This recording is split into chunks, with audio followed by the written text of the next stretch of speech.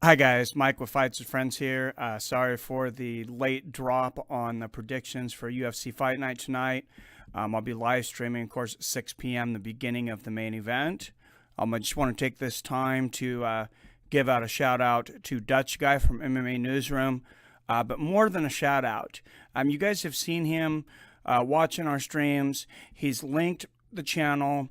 He's done everything that we can to help us out. And I say us because I'm appreciative for so many of you that are there for like every single stream. I would really appreciate it if you guys would just click on the link to his channel and just hit that subscribe button. If you can watch any videos, I've seen Bailey's name on there. I've seen him in the comment section. So thank you, Bailey, for, he's our official partner. I want him to be like our sister channel. Or brother. So to start this out at 155, of course, you got Sage Northcutt, Pretty Boy, versus Tybalt Gaughan. Tybalt Gaughan has finished 9 of his 11 wins. 7 of them in the first round. 4 by submission, and 3 by knockout. In September of last year, he KO'd Andrew Holbrook in the first round.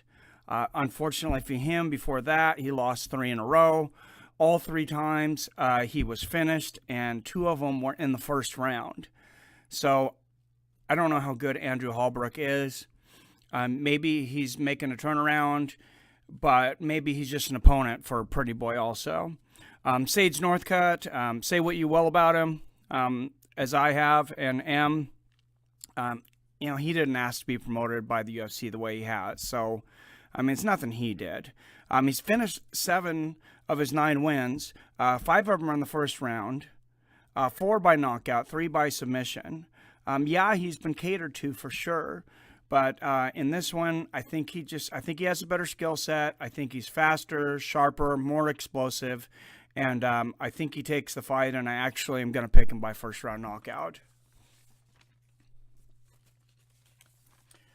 Next, you're going to have Steven Peterson versus Brandon Davis. Peterson has won 8 of his last 10. He's finished 12 of his 15 opponents.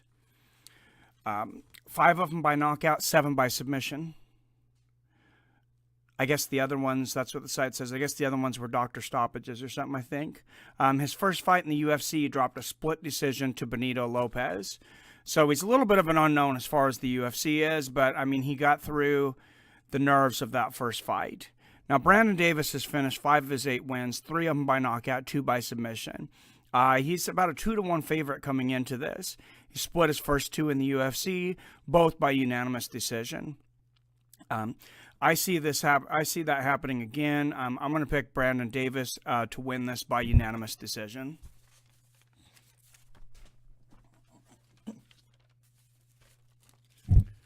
Next up, you got the pit bull, Thiago Alves versus Curtis Millender.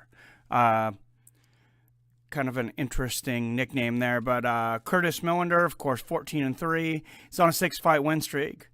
Dude has 5 knockouts in his career, 3 in the first round. He also holds a win over UFC veteran Dominic Waters in 2014. He was the CXF and Fight Club OC, which is Orange County champ, at 170 pounds. So he has faced some high experience, somewhat high experience, before coming into the UFC. Nothing like Bellator or UFC. Thiago Alves, 27-11, coming off of a victory, unanimous decision over Patrick Cote last year in 2017. Before that, he dropped 2 in a row. But it's hard to follow him too much because they were to Carlos Content and Jim Miller. So he's fought the way better opposition. The odds maker obviously thinks something big of Curtis Millender because Thiago Alves, despite all his UFC experience, is only a slight favorite. A lot of times I go with the odds makers. On this one, I'm not. I think Alves gets this. I'm pretty confident on this one. I'm going to call him by 2nd round knockout. James Vick versus Francisco Trinaldo. How much have we been hearing about James Vick? And of course, Trinaldo, absolutely a stud himself. This is definitely a candidate for fight of the night. If Donald Cerrone and Yancy Medeiros don't get it, this is the number one contender for that. Francisco Trinaldo has won 8 of his last 9. That's all in the UFC.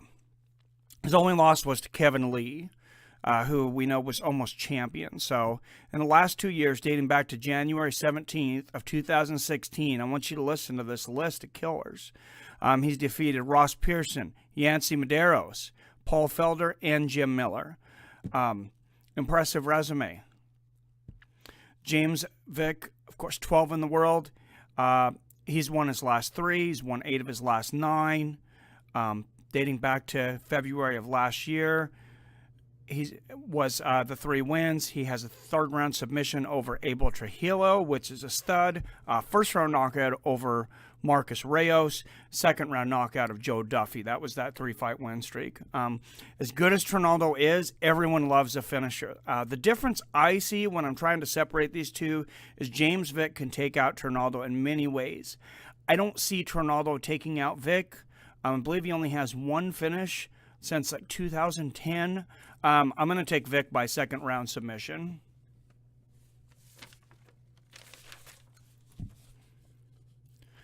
That leads us to one of the most exciting fights on this card. This card, by the way, is way better, I believe, than UFC 223, unless they add something to that.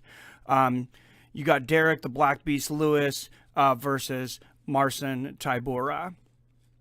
After Marcin Tybora capped off a 3-fight win streak with dominating decision over Andrei Arlovsky, he received a main event fight with a huge fighter. He was the main event against former champion Fabricio Verdum, all 5 rounds. He went the distance with him. He did lose a unanimous decision, but going 5 rounds the distance with a guy like that, that makes a lot of guys grow. A lot of people turn a corner after fights like that, and he was already on the way up. So I can see why the odds makers actually have him a slight favorite. Derek Lewis, he'd won 6 in a row. He had a 2nd round knockout of Travis Brown, was the last fight in that 6-fight win streak. Then June of last year, he lost by 4th round knockout against Mark Hunt. After that, Derek Lewis announces his retirement. He was admittedly dealing with severe depression, as well as a lot of back issues, which forced him out of his own potential bout with Fabricio Verdum. Odds are very close to even for this fight. It's too easy to call. One day they might be slightly in the favor of Lewis, the next day Tabora.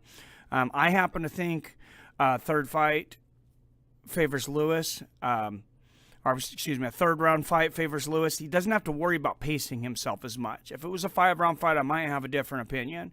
But Tabora is going to have to take more chances.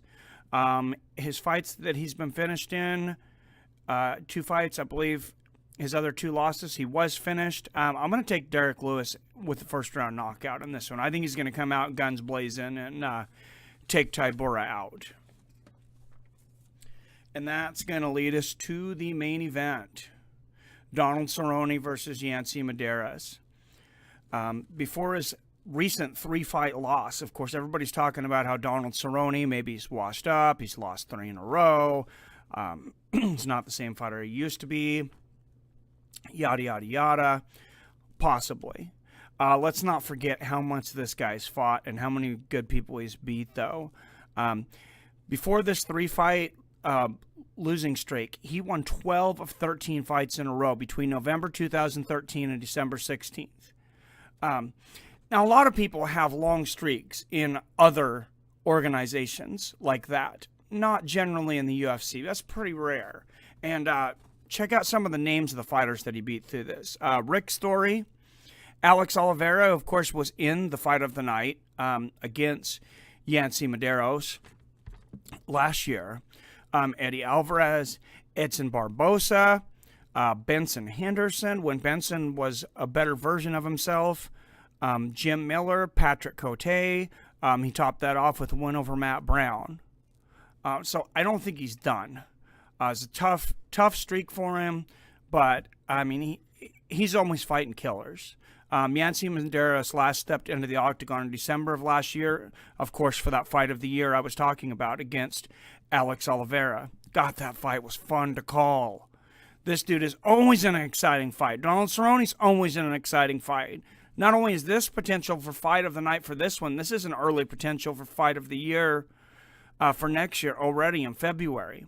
Yancy Medeiros could do it 2 years in a row. So, absolutely crazy. Crazy that these two guys are getting in here. I'm super excited about that.